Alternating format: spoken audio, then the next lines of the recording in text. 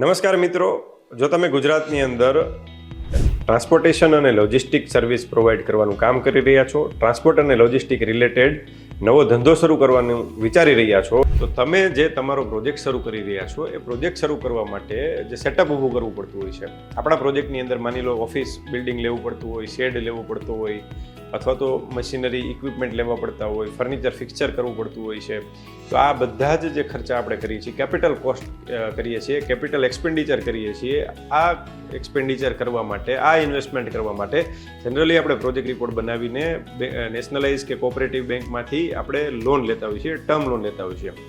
જો આ term loan તમે તમારા પ્રોજેક્ટ માટે લીધેલી છે અથવા તો લેવાનું વિચારી રહ્યા છો, તો તમને એમાં 5% 5 વર્ષ માટે, 6% 6 વર્ષ માટે અને 7% 7 વર્ષ માટે એવી રીતે ઇન્ટરેસ્ટ સબસિડી મળે છે. ચાલો સમજીએ આપણે એ કેવી રીતે મળે છે. જે તમારા પ્રોજેક્ટનું લોકેશન છે એ લોકેશન ઉપર આ બધું આધારિત હોય છે. આ લોકેશનની વિગત પણ તમને હું સમજાવી દઉં છું.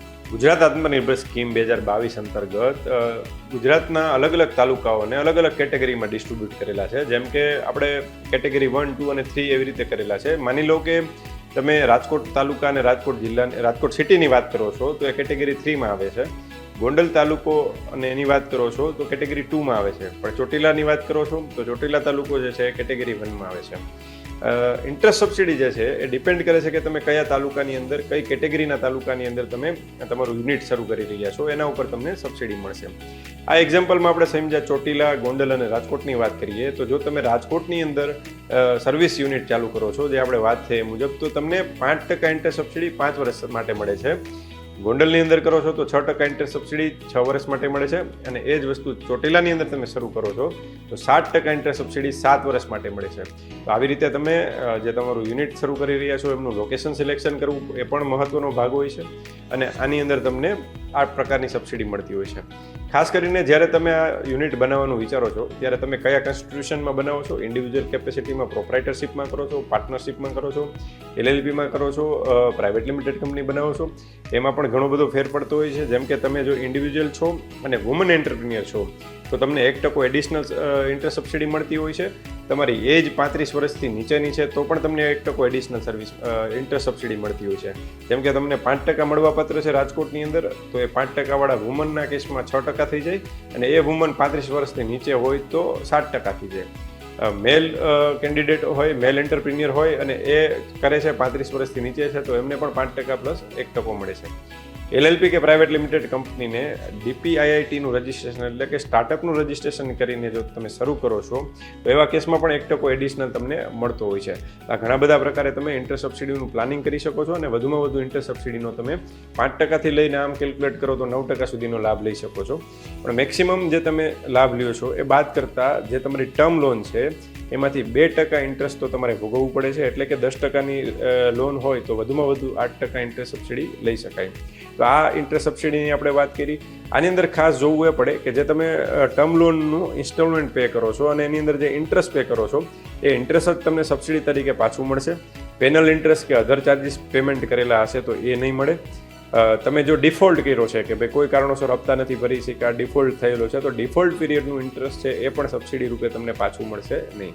અને આવા સર્વિસ યુનિટને ખાસ કરીને 10થી વધારે લોકોને એમ્પ્લોયમેન્ટ આપવું ફરજિયાત છે આ યુનિટ કરો છો ત્યારે. અને GST નંબર લેવો ફરજિયાત છે. તમારું સોપેક લાઇસન્સ હોય તો સોપેક લાઇસન્સ લેવું જરૂરી છે. ઉદ્યમ રજિસ્ટ્રેશન કરવું જરૂરી છે. તો આ બધા જ લાઇસન્સો અને 10 લોકોનો રોજગાર અને જે GSTની વાત છે તમે ફૂલફિલ કરો છો તો તમારું યુનિટ જે છે એ સબસિડી મેળવવાને પાત્ર છે. જો તમે તમારા સર્વિસ યુનિટની અંદર સબસિડી લેવા માંગો છો તો તમારે નેશનલાઇઝ બેંક, કોઓપરેટિવ બેંક કે પ્રાઇવેટ બેંકમાંથી જ લોન લેવી પડશે. NBFCમાંથી લીધેલી લોન છે એ સબસિડી મળવાને પાત્ર નથી થતી. તો ખાસ કરીને બેંક સિલેક્શન વખતે પણ તમારે ધ્યાન રાખવું પડશે. અને ખાસ જે એમ્પ્લોયમેન્ટ તમે 10 લોકોનું આપો છો એમાંથી 85% લોકો જે છે એ લોકલ ગુજરાતના હોવા જોઈએ અને બાકીના લોકો છે બહારના હશે તો ચાલશે. સાથે સાથે તમારે જે એપ્લિકેશન કરવા માટે તમારી પાસે જે ટાઈમલાઈન છે એ એવી હોય છે કે તમારું ફર્સ્ટ ડિસ્બર્સમેન્ટ થાય છે લોનનું, પહેલો હપ્તો લોનનો ઉપાડો છો ત્યારથી 1 વર્ષની અંદર, અથવા તો પહેલું બિલ સર્વિસ પ્રોવાઈડ કરવાનું ચાલુ કરો છો અને સર્વિસ રેન્ડરિંગનું કામ ચાલુ કરો છો એટલે ત્યારથી જે પહેલું બિલ બને છે, પહેલું બિલ અથવા તો ફર્સ્ટ ડિસ્બર્સમેન્ટ, બેમાંથી જે મોડું હોય એના 1 વર્ષની અંદર તમારે અરજી કરવાની હોય છે. અને આ અરજી કર્યા પછીની જે કંઈ પ્રોસેસ છે ગવર્મેન્ટની અંદર એપ્લિકેશન સેન્કશન થવાની, ડિસ્બર્સમેન્ટ થવાની એ પ્રક્રિયા ચાલતી હોય છે. તો ખાસ કરીને આ બધા આ સર્વિસ પ્રોવાઈડરો જે છે એ આ ઇન્ટર સબસિડીનો લાભ લે ગુજરાતની અંદર, એવી હું સૌને વિનંતી કરું છું. હું રાજેશ સવનિયા, એડ્રોડ કોર્પોરેશન, રાજકોટ. અને વધુ માહિતી મેળવવા માટે અમારી યુટ્યુબ ચેનલ રાજેશ સવનિયા વિઝિટ કરો.